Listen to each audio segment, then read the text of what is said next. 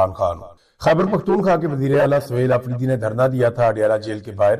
رات کے آخری پہر انہوں نے اپنا یہ دھرنا ختم کر دیا۔ خیبر پختونخوا کے وزیر اعلیٰ کے ساتھ سلمان اکرم راجہ تھے، دیگر بہت سارے اراکین اسمبلی تھے۔ جو لوگ نہیں پہنچے تھے وہ بھی آ گئے تھے۔ میں نے پچھلے ویلاگ میں بتایا آپ کو، شہریار آفریدی کا، جنید اکبر صاحب کا، تو یہ لوگ بھی پہنچ گئے تھے کیونکہ گنڈا پور نہیں آئے اور گنڈا پور کا کوئی بھائی بھی نہیں آیا، تو شاندانہ گلزار صاحبہ بھی وہاں پہ آئی تھیں اور دیگر بہت سارے جو پاکستان تحریک انصاف کے M N As, M P As, وہ وہاں پہ اڈیالہ جیل کے باہر دیکھے گئے اور انہوں نے یہاں پہ آ کر احتجاج کیا، دھرنا دیا، عمران خان صاحب سے ملاقات کرنے کی کوشش کی، لیکن انتظامیہ ٹس سے بس نہیں ہوئی اور کوئی ملاقات نہیں کروائی گئی۔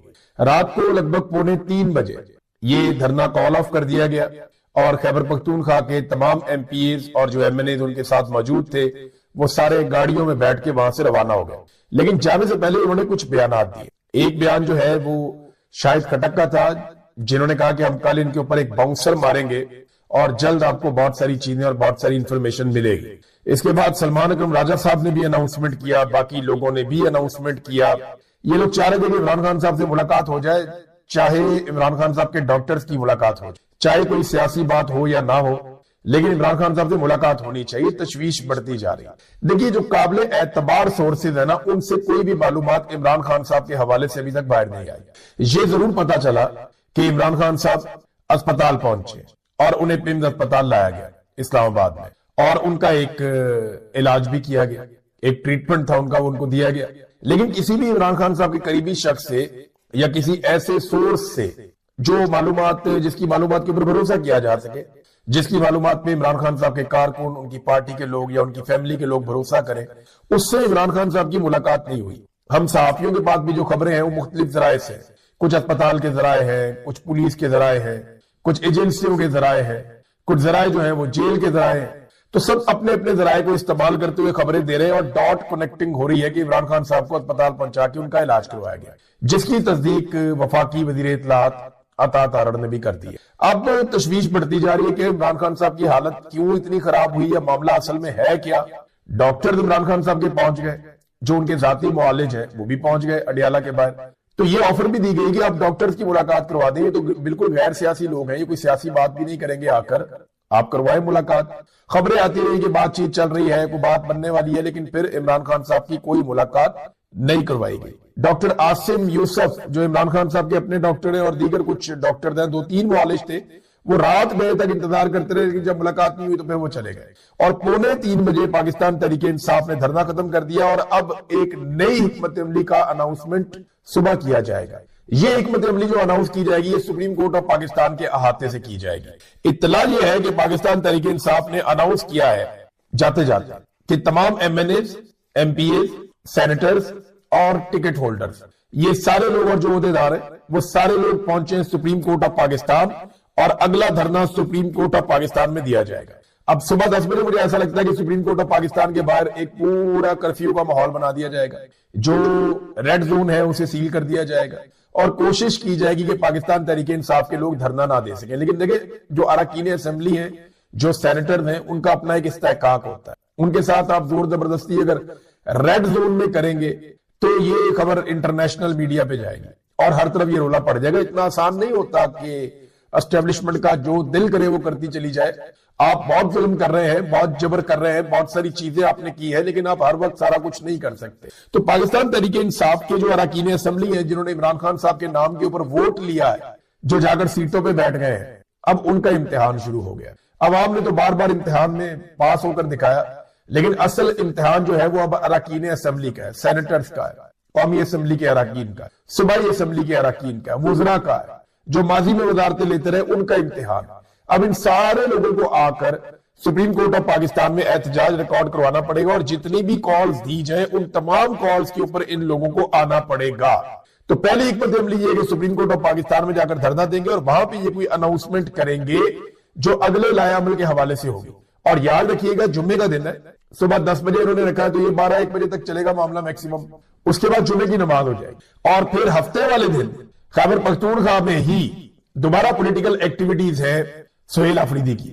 ایک نئے ضلع میں وہ جا رہے ہیں، غالباً اس مرتبہ وہ سوابی میں جا رہے ہیں، جہاں پہ بہت بڑی ایکٹیویٹی پولیٹیکل ہونے جا رہی ہے، اور اس کے بعد اتوار کے دن انہوں نے ایک بڑا جرگہ بلایا ہے، جس جرگے میں وادی تیرہ کے حوالے سے اہم انکشافات ہوں گے، اہم فیصلے ہوں گے، اور پتہ چلے گا کہ وادی تیرہ کے لوگوں کو جو بے دخل کیا گیا ان کے علاقے سے، انہیں جو جبری طور پہ ان کے علاقوں سے انخلا پر مجبور کیا گیا، اس کے پیچھے کیا کہانی ہے۔ اور پھر اگر یہ آپریشن والی ساری یہ چیزیں جھوٹ ہے تو پھر سہیل آفریدی صاحب اپنی قوم کو لے کر ساتھ اپنے خود وادی تیرہ میں واپس آباد کاری کے لیے روانہ ہوں گے۔ یہ اگلا ہفتہ آپ ان چیزوں میں گزر جائے گا۔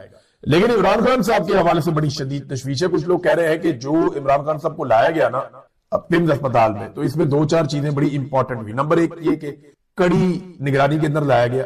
باہر جو لوگ موجود رہتے ہیں نارملی چھوٹے موٹے دکاندار، تو وہاں پتا چلا کہ بہت ساری گاڑیاں 15-20 گاڑیاں اچانک آ گئی تھی، ہر طرف سیکیورٹی پھیل گئی تھی۔ جب عمران خان صاحب کو لایا گیا اور پھر عمران خان صاحب کو، اچھا جو لوگ یہاں پھیلے ہوئے تھے ان کو بھی آئیڈیا نہیں تھا کہ اندر کون آیا، اور عمران خان صاحب کو صابر شاکر صاحب نے خبر دی ہے کہ فوجی حکام لے کر آئے تھے۔ یہ کام جو ہے وہ فوجی حکام نے کیا، سویلین ادارے یہ کام نہیں کر پا رہے تھے، انہیں پتہ بھی نہیں تھا کہ کیا ہو کیا رہا اندر۔ وہ باہر والا کور ان کو دیا جاتا ہے تاکہ کوئی احتجاج ہو جائے، کوئی چیز ہو جائے تو وہ موجود رہیں، ادروائز جو سویلین ادارے ہیں ان کو تو یہ پتہ بھی نہیں تھا کہ ہو کیا رہا۔ تو فوجی حکام کے حوالے سے دعویٰ کیا صابر شاکر صاحب نے کہ وہ لوگ لے کر آئے۔ پھر جب یہ اسپتال کے اندر لے کر گئے تو جتنے سی سی ٹی وی فوٹیجز تھی وہ ساری کی ساری بند کر دی۔ کوئی بھی کیمرہ کام نہیں کر رہا تھا کہ کسی جگہ سے بھی عمران خان صاحب کی کوئی جھلک، کوئی چیز باہر نہ آ جائے۔ یہ عاصم منیر صاحب کی ایک بڑی ضد ہے کہ میں عمران خان صاحب کی شکل کسی کو نہیں دیکھنے دوں گا۔ جب عدالت کے اندر سے عمران خان صاحب کی فوٹو آ گئی تھی نا تو عاصم منیر صاحب نے بڑی خوفناک قسم کی انکوائری کروائی تھی کہ یہ کیسے ہو سکتا ہے، اس کو روکو، اس کو بند کرو۔ جب عمران خان کی ایک دو مرتبہ آڈیو باہر آ گئی تھی تب بھی بڑا رولا پڑ گیا تھا۔ تو معاملہ یہ ہے کہ عمران خان صاحب کی شکل میں کسی کو نہیں دیکھنے دوں گا، یہ تو فیلڈ مارشل صاحب کا ارادہ ہے اور ان کا فیصلہ ہے۔ تو سی سی ٹی وی فوٹیجز بھی بند کر دی گئی، اور جہاں سے عمران خان صاحب کو گزارا گیا وہاں پہ لائٹیں بھی یا بالکل کم کر دی گئی یا بند کر دی گئی، اور ایک گھیرا ڈال کے چاروں طرف سے عمران خان صاحب کو لے جایا گیا۔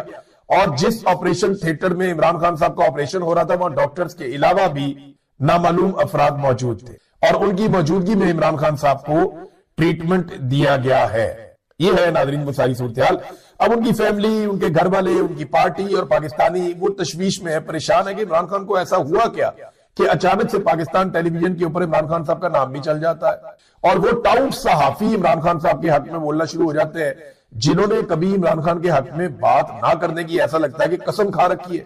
بہت سارے ایسے لوگ عمران خان کے حق میں بولے جو عمران خان سے شدید نفرت کرتے ہیں، لیکن یہ اچانک سے اتنی بڑی تبدیلی نہیں آ سکتی۔ تو یہ ساری چیزیں تشویش میں مبتلا کر رہی ہیں پاکستان تحریک انصاف کو، عمران خان صاحب کی فیملی کو۔ اب ہوگا کیا اس کے بارے میں ہم بات بعد میں کریں گے، لیکن ایک چیز میں آپ کو بتاؤں، ایک طرف ایک صوبے کا وزیر اعلیٰ اڈیالہ جیل کے باہر بیٹھا، یہ ہے جمہوریت کا حسن کہ آزادی اظہار رائے بھی ہوتی ہے۔ پاکستان میں آپ بات ہی نہیں کر سکتے، جو بات کرتا ہے اس کو کچل کے رکھ دیتے ہیں، اس کو دبا کر رکھ دیتے ہیں۔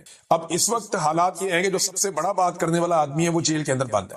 یعنی صرف عاصم منیر صاحب کی ایکسٹینشن اور استثناء کے چکر میں پاکستان کا سابق وزیر اعظم اور پاکستان کا سب سے مقبول قومی لیڈر عمران خان، اس کے بنیادی جو حقوق ہیں وہ معطل کر دیے گئے ہیں۔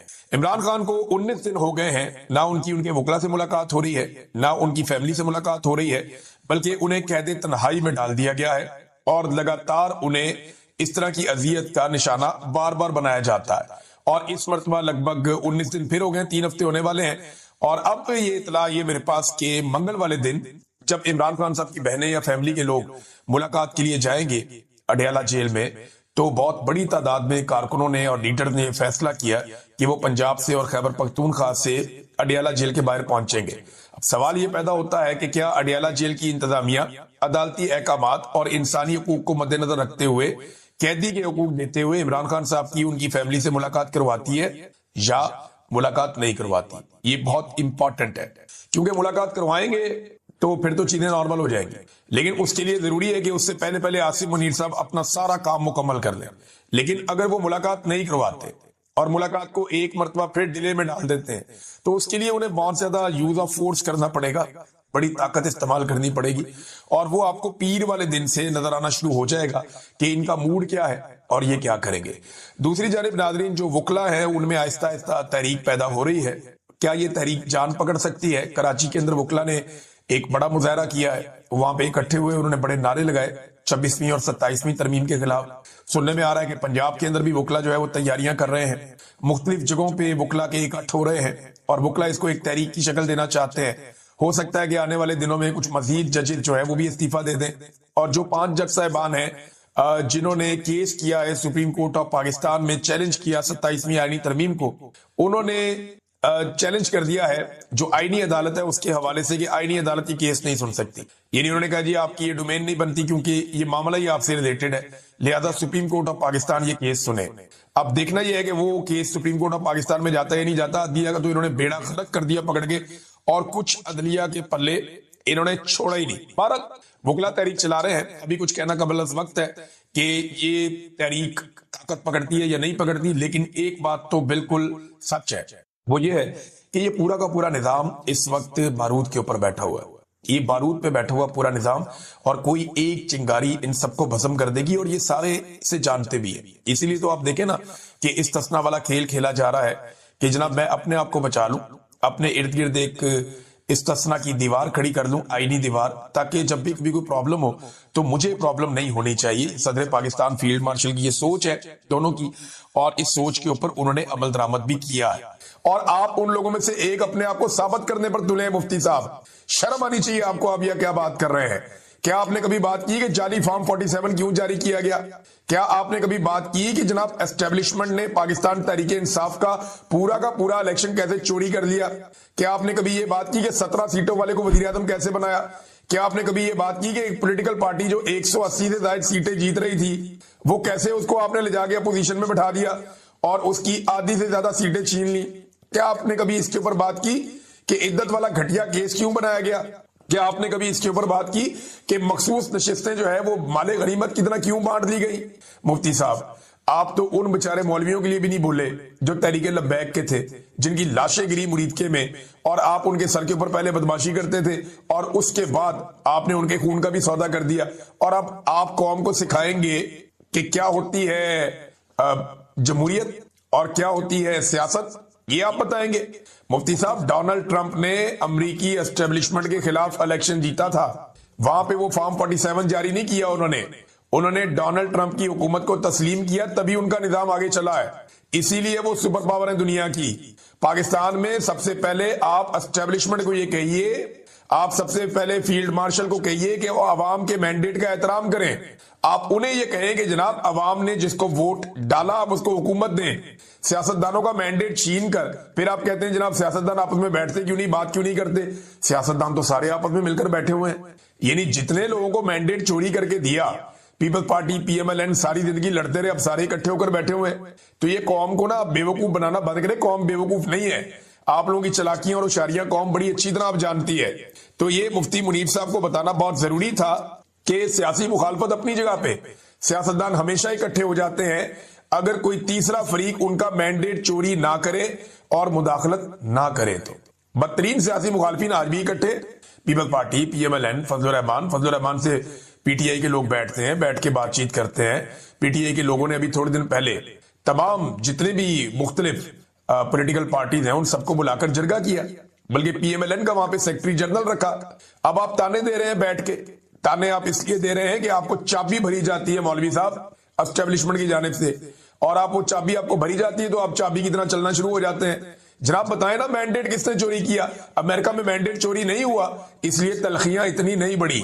یہاں پہ ملٹری اسٹیبلشمنٹ نے مینڈیٹ چوری کر لیا، اس لیے تلخیاں بڑھ گئی ہیں. لہٰذا جو چیز آپ کو نہ پتا ہو نا، یا تو اس میں منہ بند رکھا کریں یا تو اس کے اندر پنگے نہ لیا کریں. آپ کا یہ کام ہی نہیں ہے بات کرنے کا، اور جہاں آپ کو بات کرنی ہوتی ہے وہاں پہ آپ ویسے ہی بات نہیں کرتے. آپ بتائیں نا کہ یہ جو استثنا لے لیا آپ کے فیلڈ مارشل نے، کیا اس کی شرعی اور اسلامی نقطہ نظر سے کوئی اہمیت یا حیثیت ہے؟ آپ بتائیں نا کیا یہ اسلامی ہے؟ کیا پاکستان کے آئین کے اندر یہ جو چیز شامل کی گئی ہے تا حیات استثنا، کیا یہ اسلامی ہے؟ کیا یہ شرعی ہے؟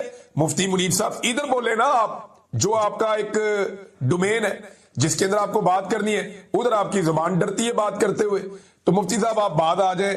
دیکھیں ہم آپ کو بڑی عزت دینا چاہتے ہیں، آپ کو صاف صاف کہہ کے بلاتے ہیں، لیکن آپ کو لگتا ہے عزت راس نہیں ہے. آپ کس طرح کے کاموں میں پڑ گئے ہیں؟ یہ جو بھی آپ کو کوئی کیپٹن فون کرتا ہے یا میجر فون کرتا ہے، آپ اس سے ہاتھ جوڑ کے معافی مانگے اور دیکھیں بھائی میرے سے نہیں ہوتا، مجھے اپنے کام کرنے دو، اپنے معاملات میں رہنے دو، اور اپنی خدمات ہر جگہ پہ آپ پیش نہ کر دیا کریں پلیٹ میں رکھ کے کہ جناب یہ میں اپنی خدمات پیش کر رہا ہوں. تو اپنی خدمات کو اپنے تک آپ رکھیں اور بلا وجہ ہر چیز کے اندر آپ نہ الجھیں. یہ جمہوریت کا معاملہ ہے, آزادی اظہار رائے کا معاملہ ہے, یہ انسانی حقوق کا معاملہ ہے, اور اس کے اندر پنگے بازی نہ کریں. آپ نے انتہائی گھٹیا کردار ادا کیا ہے اس معاملے میں ایک مرتبہ پھر.